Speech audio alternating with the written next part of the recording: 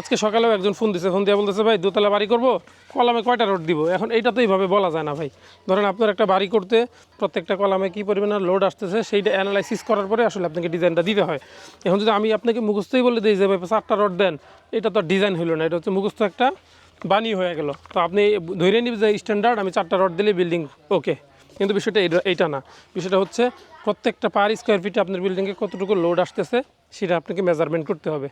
প্রত্যেকটা কলামে কী পরিমাণে লোড আসতেছে, ওই কলাম কতটুকু লোড নেওয়ার এবিলিটি আছে, এগুলো আপনাকে যাচাই বাছাই করে তারপরে হচ্ছে আপনার ওইখানে কলামটা সেট করতে হবে। তো এই জন্যই বাড়ির কাজ করার আগে অবশ্যই ইঞ্জিনিয়ারের সাথে পরামর্শ করবেন, পরামর্শ করে তারপর হচ্ছে বাড়ির কাজটা করবেন। আমরা যখন একটা ডিজাইন সাবমিট করি, কী কী ডিজাইন আপনাদের দিয়ে থাকি আমি দেখাই। এটা হচ্ছে আমাদের এক্সটেরিয়র 3D একটা বই আকারে, এখানে আপনার চতুর্পাশের ভিউগুলো আমরা দিয়ে থাকি। এটা হচ্ছে একটা।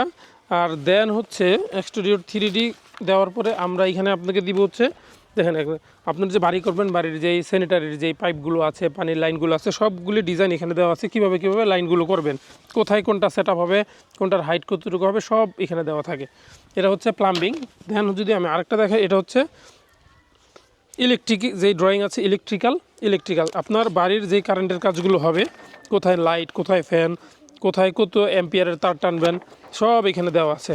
ঠিক আছে, এই যে কোন লাইনটা কোন পয়েন্ট থেকে কোথায় টানবেন সব এখানে দেওয়া আছে। মানে কারেন্টের ইলেকট্রিক্যাল যত বাড়ির যে কাজ আছে সবগুলো কাজের ডিজাইন এখানে দেওয়া আছে। এটা হচ্ছে ইলেকট্রিক্যাল ডিজাইন। আমি যদি আরেকটা দেখাই, এটা হচ্ছে আর্কিটেকচারাল।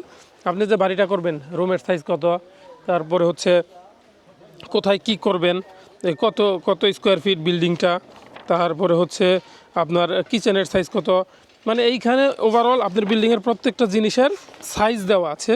কোন ফার্নিচারটা কোথায় কীভাবে সেট করবেন, সিঁড়ির মেজারমেন্ট কত, সব কিছু এখানে দেওয়া আছে। আর্কিটেকচারাল ফ্লোর প্ল্যানে দেওয়া আছে। দেখেন রুম বাই রুম ধরুন এই যে রুমটা আছে 12 ফিট বাই 12 ফিট, পরে এখানে জায়গা আছে হচ্ছে 12 ফিট বাই 13 ফিট। এখানে প্রত্যেকটা জিনিস পার্ট বাই পার্ট আপনাকে দেখানো আছে।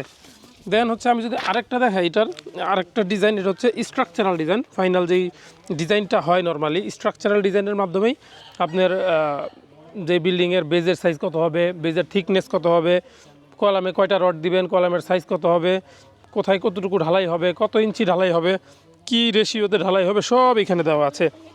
এটা হচ্ছে আপনার বেজের সাইজ, তারপর হচ্ছে এটা হচ্ছে কলাম।